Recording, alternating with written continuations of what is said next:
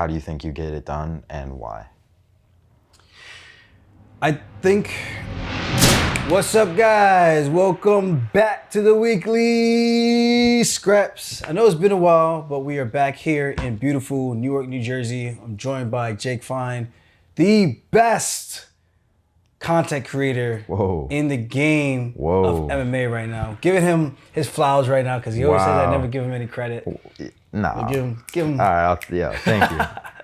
He does a pretty good job.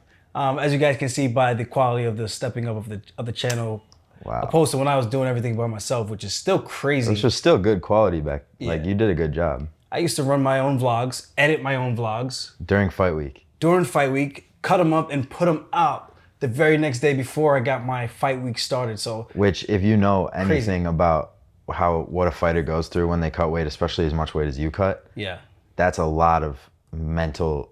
The fact that you can even do something like that back then is crazy. Yeah, it was a grind, but I enjoyed doing it because I just like sharing the story and the behind the scenes journey with people. And even for me, for me to be able to go back and look at all the vlogs and see like, man, this fight was crazy. I had to go through this, and remembering like I forgot I had to do that for this fight. So it's kind of like my own little digital diary. Yeah, that's the way I like to describe it. Yeah, I actually used to vlog. Like how I got into making videos was I would make my own vlogs in high school, so I would go back and look at them too and be like, damn, like just the things I was saying back then. Like it's cool to have like just a log, like even if that's all it is. Yeah. So it wasn't just TikTok that you were doing. No, I was doing vlogs before. Like I was trying to get on way before TikTok. Oh, I thought it was just the shitty TikTok takes.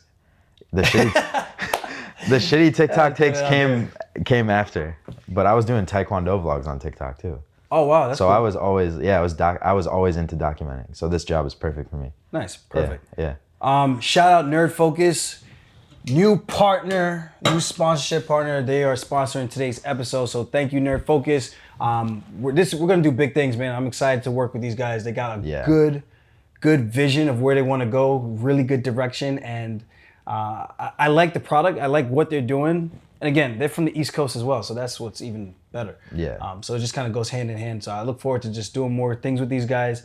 And I don't know if this is weird for me to say, but we're equity partners, so I'm actually invested with these guys. So I'm excited about that. There's something to be excited about. I think I heard the phone call you guys had. Yeah. And like all the stuff they're kind of the first nootropic drink is kind of what they were saying. So like it's an energy drink. Yeah. So like, you know, I love caffeine. I'm a huge caffeined, as I like to say. But none of the energy drinks I drink have nootropics in them. But I love nootropics. Like I take those too because they help me, like, you know, with my editing or if I'm doing anything really, it helps me focus. Easy. So for this, like it's like when you combine them, it's like perfect for anything you're doing. So I think they're definitely gonna blow up. Definitely gonna have this on fight day to give me a little boost. Hell yeah. But outside of that, let's get into it. One of the things I wanted to talk about was the fight with Henry Cejudo. I know we've been doing media all day, so this is like my own extra media, just to give like some extra inside thoughts. I'm gonna try to make it as concise as I could possibly make it. Like, I 100%, without a doubt, respect Henry Cejudo and everything he's done and he's accomplished. I know he tries to downplay me and saying like I'm easy money and I'm an easy fight and all these things. I do know deep down inside he respects me and my resume. I think he just thinks that he's better as a tactician. And I like to disagree with that. I think we're pretty similar in our approach, the way we break down and analyze the game. The same way he's breaking me down and saying like there's no real game plan. It's kind of like just throwing something at the wall, hoping it sticks. I do think that's going to come back to bite him in the ass, if I'm being honest. There is a game plan. There's a method to the madness and what I'm doing. And when I say I don't know what I'm doing exactly, it's more of a freestyle, which he is correct. I am a freestyle fighter. But as I freestyle, I'm adapting and adjusting to my opponents in real time, which I think, if anything, that makes me more dangerous and is more impressive than someone who just comes in with a plan A and a plan B. Because if those two don't work, then what else do you have? Reading some of the comments, I know some people are talking about the striking, and I'm trying to build myself up to believe that I can strike with the guy. I've struck with some really good guys. I know people are trying to say Jimmy Rivera is not that good of a striker, Pedro's not that good of a striker. I'm like, those are heavy hitters, guys who are predominantly all stand-up guys. Yeah. So when you have a guy who's literally just fighting you in the stand-up department and out striking those guys, it's kind of hard for me to understand where those comments are coming from in terms of a fair critique where you're just completely discrediting what these guys have done, you know. And for me, my question to Henry is, if I suck, what does that mean when I beat you? You know what I mean? Yeah. Does that mean everything you did was so shitty and everyone you faced was so shitty when you lose to me because I suck? Yeah. Quote. And does everyone in the division suck because you beat everyone in the division? Yeah. So I think his choice of words, I think he's more so playing mind games and trying to undermine me a little bit. But like I said, I truly do respect him. I look forward to the challenge, and I think this is going to be a tough one in the very beginning. But I know once I get the fight to where I want it to be, like just what we've been doing in the room behind the scenes with some of the best guys in the world, like all over the country doubt. too. Yes, no doubt, man. Yeah. This is going to be a very impressive win. And I look forward to just removing all doubt once again. And I know he's got a lot of doubters and saying like, you know, he's been away too long. He's too small. I think those are valuable and realistic things to bring up. But at the same time, I do believe in his mindset that ring rust is more of a mindset and I guess a perception of how you perceive yourself. He does all the right things in preparation, and I think that's what's the most important. And we're both big on visualization, and that's what gets me so excited because I think we're very similar in a lot of things that we do. He's just a little bit more cocky, more arrogant, and maybe you need to be like that. Maybe there's something wrong with me that I'm not doing. I'm not like that. That's just not my persona. I like to have fun, talk shit with my opponents, but that's really it. I think he actually believes everything and he thinks he can walk on water. Yeah, I feel like for you, like the way you present yourself, like in the build up to a fight, is like you're just throwing like when you say stuff, you're kind of like experimenting to see like what reactions come your way, like and you're like you're trying to rile people up. Like you'll say a lot of different things, and then like certain things will stick, and then you'll kind of play with those ideas. Yeah. And kind of getting under people's skin a little bit. Yeah. But in a different way. I'm like more playful or kind of like, I guess it's kind of like high school trash talk. It's none of it's like really like serious or detrimental things to your health or to your family or anything like that. I'm not attacking anyone on that surface of things. It's more about me and you poking fun at you as an individual, as a person, kind of like a Long Island East Coast way. We have banter, we go back and forth and we break balls. And like me, I like to talk shit. You know, I think that's a good way to see if someone's really about it. And I think Henry's about it, but I think he is starting to show some chink in his armor a little bit. Some of you might disagree with me on that, but I think there's a little bit of a fold and a little bit of a tell in his hands. He almost needs to remind himself that he is superior to me. And I think he's going to be in for a rude awakening. So again, my honest thoughts, I think it's a tough test, but I think where I'm better is the grappling, my transitions, like he said, to the chokes and everything like that. I constantly attack submissions, even off of my back. He doesn't do any of that. I just need to get close and close the distance, and that's a problem. Like, on the inside, I know they're saying on the outside he picks me apart. I'm like, the guy with a much shorter reach picks me apart. Whoever's saying that is insane. But there's a lot of comments. I go through some of them. I don't know if there's any MMA experts saying that. But just with my footwork alone and my feints, and you watch my rhythm, how offbeat it is and how hard it is to tell what I'm actually doing, I find it really hard to believe that he actually believes that I have no chance in the stand-up department. And that's what makes this great, because we're a couple of days away to finding this out. And I can own my losses like a man, but right now I truly believe I'm in a good position to dominate this fight and make it look easy, even though I know it's not, because there's a lot of preparation that went into this. And I know one mistake can cost me the fight. But I think the way I've been doing things, if I'm super dialed in and doing things the way I'm doing in the room, there should be no reason why I don't have a good night and get my hand raised. I agree. I mean, you look insane in your whole training camp. Just everything kind of went perfectly. 5 rounds sparring sessions, 3 rounds after that of grappling, switching halfway with a partner. I don't know if Henry's putting himself through that type of work. I know he said he's going through some intense training stuff as well. I know he was busted up. He had the cut under his eye. So maybe some things were hard, or maybe he made some mistakes. So who knows? And that's why we fight, because one of us has to be right, one of us has to be wrong. Unless this is just a crazy fight of the year candidate and both of us are just rock 'em, sock 'em, sling 'em, singing leather, and none of us trying to back down kind of thing. So it's a good opportunity. That would be fun. But yeah, you did work really hard this camp. Yeah. I don't think anyone works as hard as you, like, honestly, from what I've seen. Like, you just put in so, like, who spars 5 rounds and then does 3 rounds of Shark Tank right after? Yeah. And then, like, does abs right after that, and then does another workout later in the day. Who does that?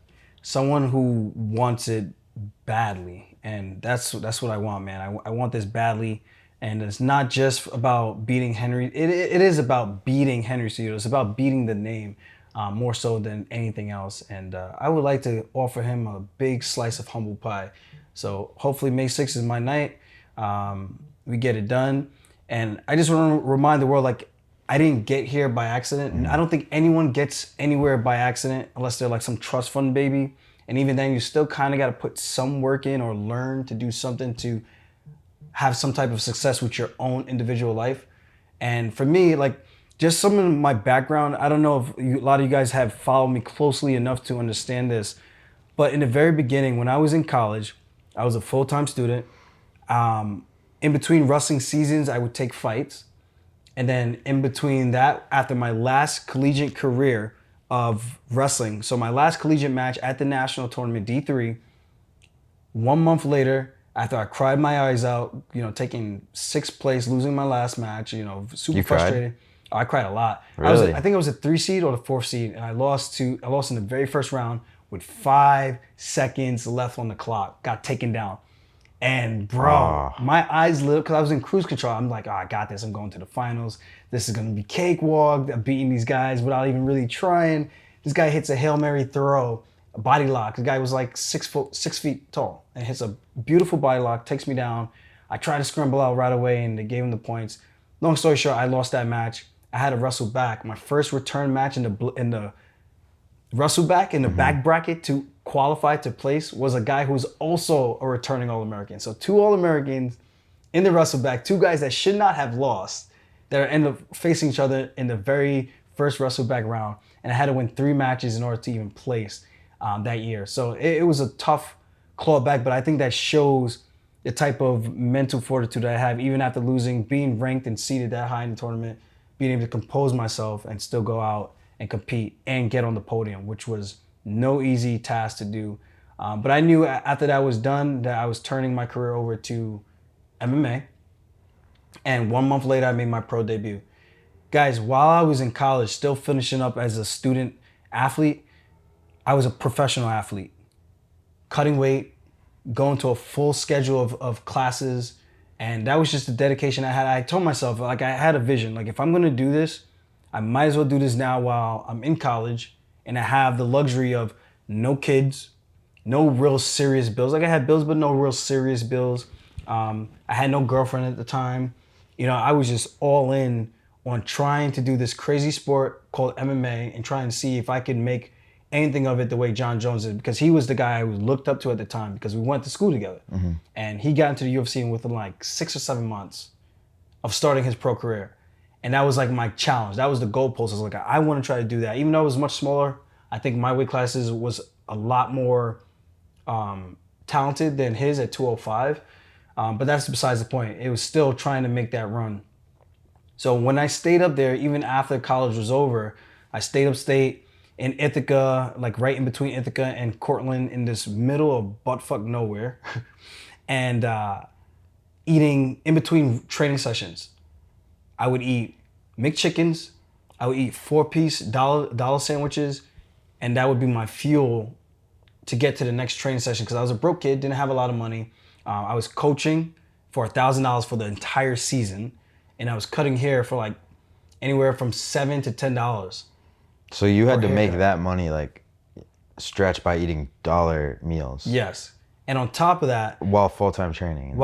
Training, working these odd jobs, working at a sawmill. That's the diet that fueled this come up. People are like, oh, you're a genetic freak. I'm like, yes and no. Like, there was some times where I was obviously pudgy, where there's like old evidence videos of that, but then I could get myself back into shape, Yeah. But that sacrifice, the odd jobs, the one odd job was the lumber mill.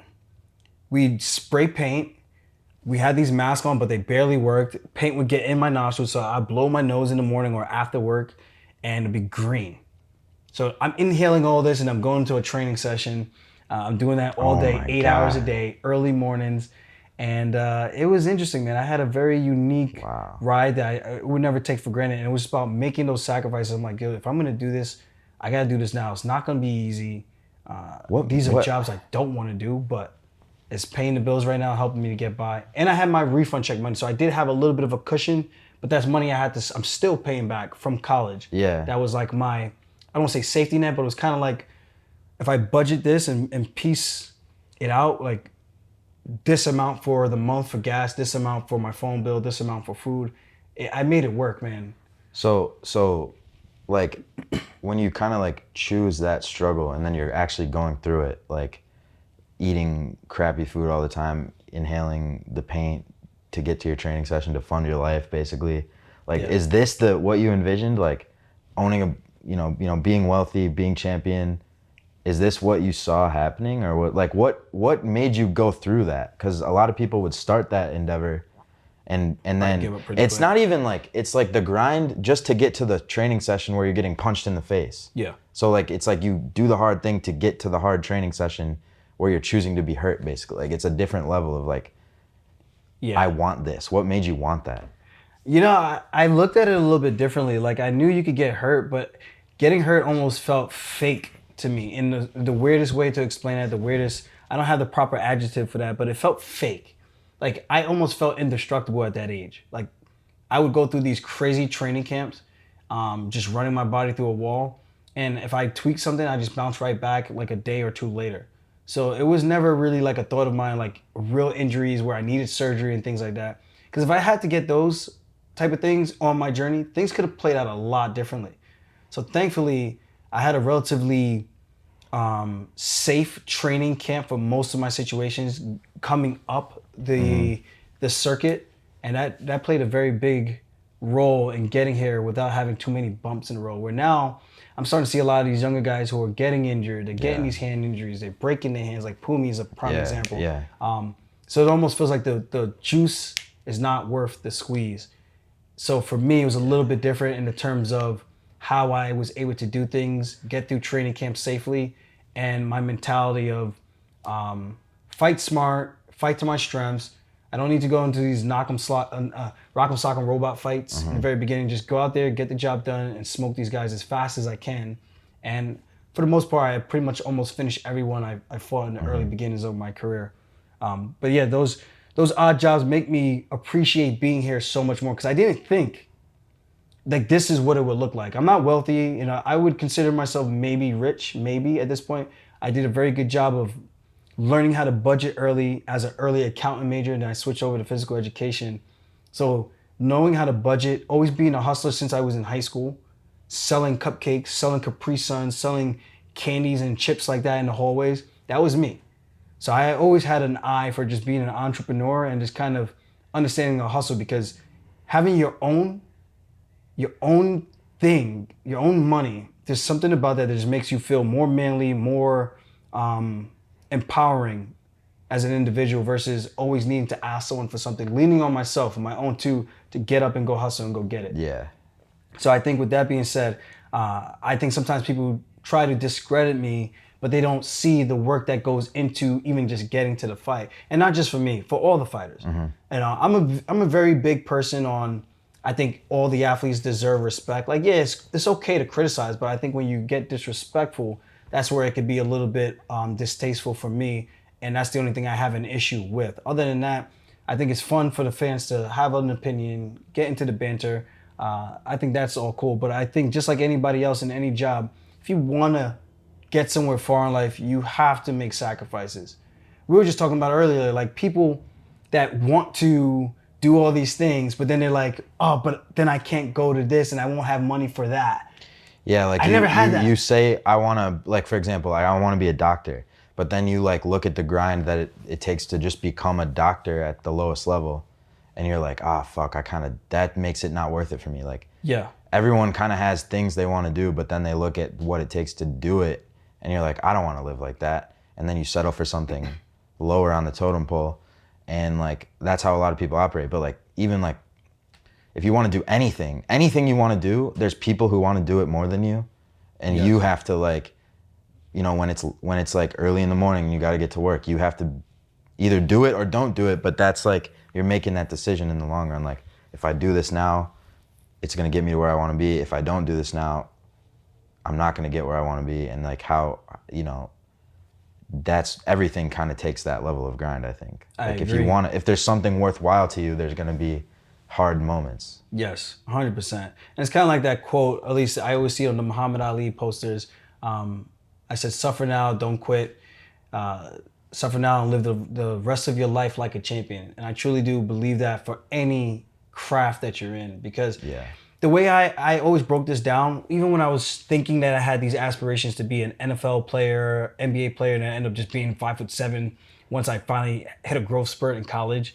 What were you before that, 5'3"? I was like 5'3", maybe 5'4". Imagine little pipsqueak Aljo walking around. Tiny guy, man, skinny, thought he was really tough and could take on the world, not realizing like, dude, you would get your shit fucked up. Bad. Just because of the size, you know, I had a lot of heart, but I was a tiny guy. I didn't even realize like, dude, you gotta slow down. Yeah. And I didn't have these skills that I have now. I forgot where I was even going with that. When you wanted to be an NFL player.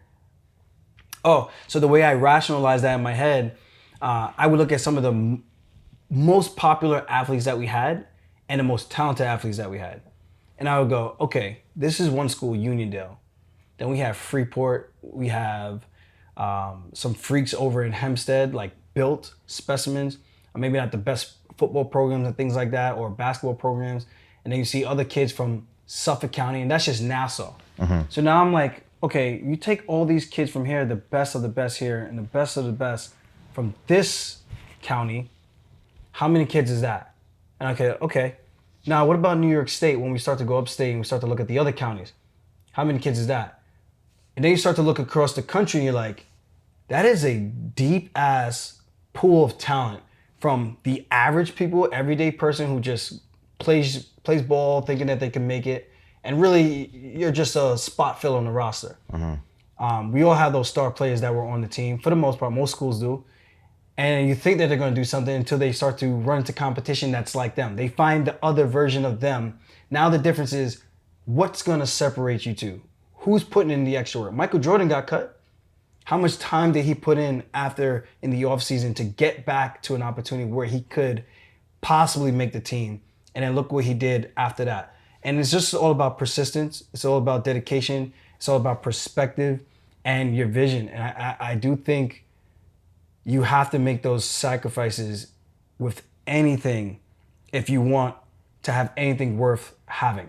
Because if it's easy, everybody would do it. And I'm not even just talking about fighting. If fighting was easy, how many people talk about the fighting? They're like, he could have done this. Like you said to me one time, how many wrestlers do you think are going to try to go to the UFC? And he's like, probably a lot of these. Like when we went to what's the college near Columbia? Law? No, Law, the one near Law. Hofstra. Yeah. For your last camp, I was like, I'm sure a lot of these guys look at you and they're like, they want to do what you do, and you're like, yeah, but wait till they get punched in the face. Yeah. And then like that whole pool of kids who thought it'll be like down to a couple kids. Yeah, I see it all the time, and it's like you have to have a certain drive, and that's just talking about this sport, but I'm just talking in any craft. Sacrificing is everything.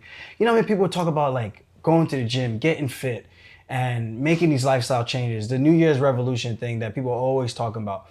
And it's always the funniest thing to me because I just look at them, I'm like, I'm not saying you can't do it, but if you haven't done it yet, there's a reason for that. And until you look in the mirror and you're honest with yourself and make a real lifestyle change, that is the only way you're going to accomplish those type of goals. So it really comes down to the individual. And then it's like you have to like, hold yourself with accountable. That, there's like, you have to suffer.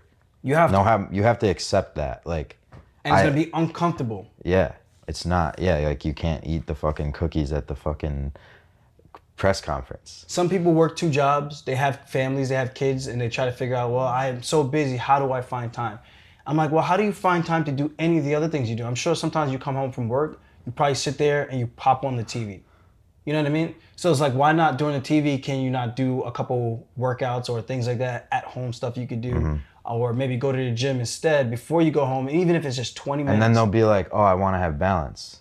Yes. And then you're like, well, which one is it? And then it's like you insinuate that they're being lazy, or they're just not doing what it takes, and then they're like insulted. But then it's like you kind of have to realize like you got to give up something, 100%. It's like I couldn't be mad if I were to lose a fight because the other guy is training twice as much as me, or in the off season he's training while I'm in my off season just pissing off. Patty to batty. Yeah. Prime example. Like, how far can that guy really go? He's super talented.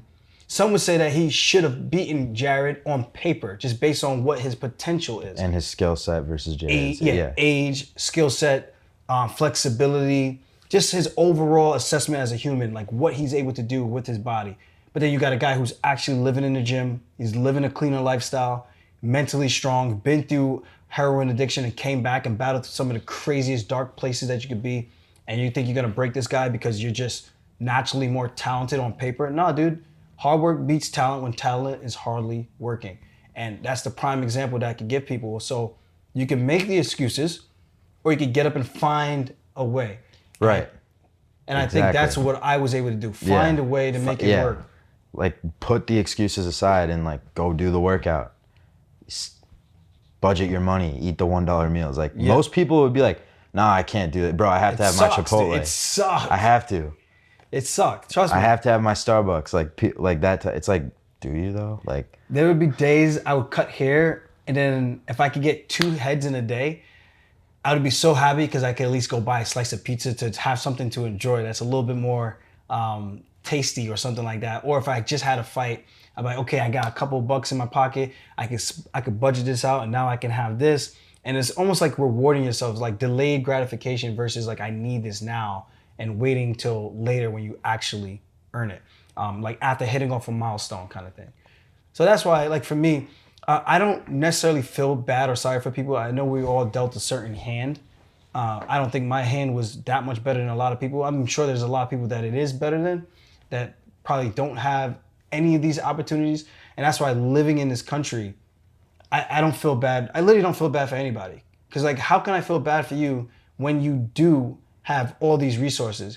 You have multiple kids. There's the food stamps. There's multiple things you could do. There's getting a second job. Exactly. There's a lot that you can sacrifice. But then it's like, well, what is life if I can't live life the way exactly. I want to live? People will be. I had this conversation the other day with someone. I was like, well, someone could theoretically start a side hustle or get a second job or work more hours at the job they already have, like, or cut back on their bills, like. And they're like, well, what if they can't? And I'm like, well, they could. Or like, what if they don't want to? They shouldn't have to do that. And I'm like, then that's the world we live in. Yeah, there's no secret. They're either gonna be broke or they're gonna work more and or cut back on something. Like, that's just what it is. Like, and guys, I hope this is not coming off the wrong way. I want this to be insightful and hopefully eye-opening to a lot of people. Like, we all make excuses, man, to not do something. Sometimes I even still come home and there's some things I want to do. I'm just like, I'm too tired to do that today.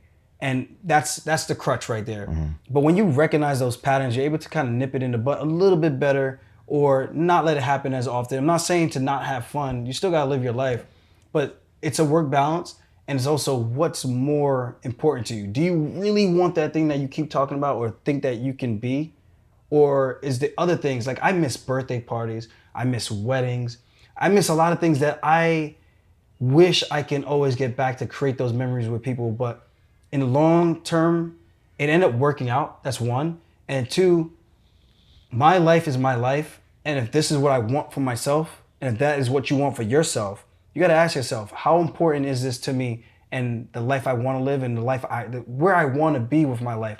Going back to school or doing something, taking out that extra loan so that you can afford school or something like that, or learning that trade and say, you know what, I'm okay to start from zero again, save up some money first, then be like, I'm gonna go and start from zero and work this craft to get somewhere else because I have a vision, a goal, and I've written everything out, I studied, I've taken notes, and I'm willing to take a chance on this. And I think MMA is no different from a lot of other jobs and fields. It's, you get in what you put in. It's an independent contractor job. You legitimately get in what you put in. Yeah. So hopefully if you guys get any value out of this, please definitely hit that like button and subscribe for sure. Maybe hit the share as well. Outside of that, we never touched on Gilbert and Burns, or in Bilal if you want to. Yeah. And before we wrap this segment, I have to stress that even if you do all these things, there is no guarantee that you will get to where you want to be. Life is not fair sometimes. Sometimes the other person who might have the better relationship with someone or connection might get ahead of you, but that's not something that should discourage you from still trying or pursuing your dreams and your goals. Eventually a door will open, and it's just about being consistent. And when it's your time, it's your time. God is going to open up that window for you when it's your time, at the right time. I don't want to get too religious and spiritual about things, but I truly do believe there's a path in the universe that's created for everyone. It just depends on, do you know your lane? Do you know your purpose? And do you know where you want to go? Yeah, I mean... It's like me trying to be an artist. Exactly. I'm not an artist, dude. So it's like me trying to be a baseball player in high school. I put in so much work to get to that, to try to make the team my freshman and sophomore year. It never happened. If I kept working, maybe I could have made it junior or senior year. Yeah. But what I did instead was I picked another craft, which is what I do now. And I took that and ran with it. And now I'm way more better off because I picked the right lane where was naturally gifted at and I could excel at faster. And whereas if I had just stuck with baseball, I might have been an average varsity player who got a little bit of time and never did anything with it. So it's like, I'm glad the universe kind of gave me my signs, like, to pick something else, and I picked the right thing. And you recognize that early, and I think sometimes when you do that, you do realize that you have a passion to do something else outside of what you thought was your only passion. Like, I wanted to play ball and football. Yeah. And then, but was it working for you? I mean, I thought I was really good in my head, but it's like one of those reality versus what I think I look like. I mean, I think that's just your mentality. Like, you always kind of are very confident, which, like I remember for baseball with me, it was like, I always felt like I had an anxiety about it. When I got into this, it was like, I felt like I was really good at it right away, and like things started happening pretty quickly. And I think that's a good sign for people. Like, if you try something else and it's like working faster, you're gonna end up liking it more, and that's what you should probably go with, I think. Because it's just what you're naturally gifted at, you know? Sometimes it's like that, man. Yeah. And sometimes we don't even know what we actually like until we give ourselves a wide variety of things to try. But again, it's just gotta remember, like, life isn't always fair. We're not always guaranteed that promotion. We're not always guaranteed that win.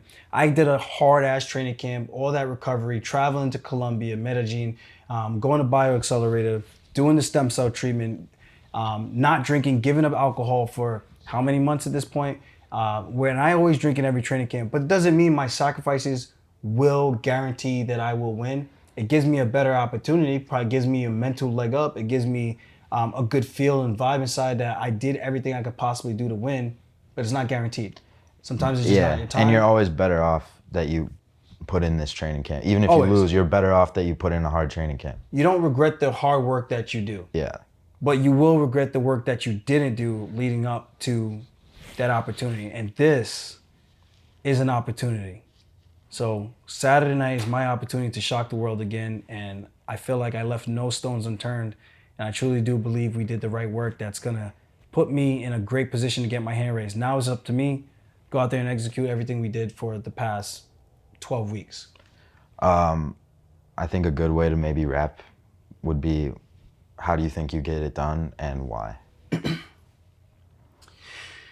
I think I finished this fight in the second round. I'm still heavily set on that. I just don't think Henry's that much of a softie that I can get him out in round one. But he's gonna be very resilient, give some pushback. I think he's gonna make some adjustments that I'm gonna need to adjust to as well. After he makes a few reads and I make a few reads on his reads, I think eventually I get the takedown, I take him down, wear on him a bit, and I think that's going to be the difference where I can start to drown him with weight and pressure. Yeah. And I think I could get the TKO in the second round. Sheesh. That's what I truly do think. I could be completely wrong, shoot completely wrong timing, he times it perfectly, and I get cracked with a knee or I get cracked with an uppercut, and it could be a short night for me. So let's hope that doesn't happen, but I'm a realist. I understand the potential dangers out there, and I think that's what keeps me in check and in focus and keeps me dialed in. Like, you got to be on point, and that's why even like this is so good, because the nootropics about it, and keeping the focus. We did a press release and I talked about, like, this helps keep you dialed in, keeps the focus, and you need to have focus for 25 minutes or less in a championship fight. So I'm going to be more than ready. And I know Henry will be too. And I think whoever makes the first mistake is going to be the one that pays. With that said, man, I hope you guys enjoyed this episode. If you have anything you want to share about your story, again, everyone is different. I'm not saying you're being lazy. I'm not saying you're making excuses.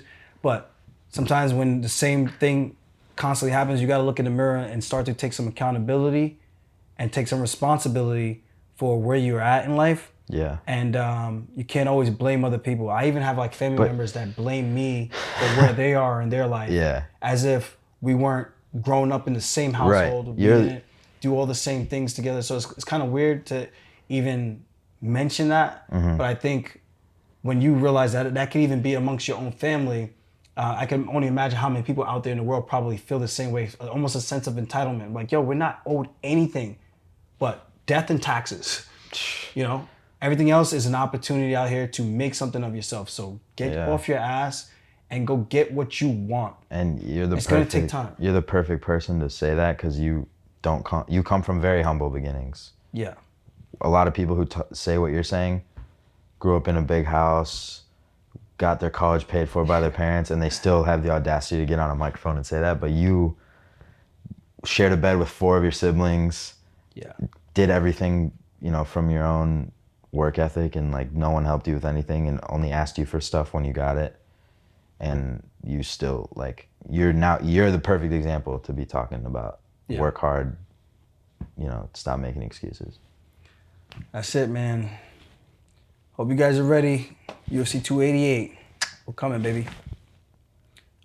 Like, subscribe. If you like this shit, well, I already said it already. It's too late.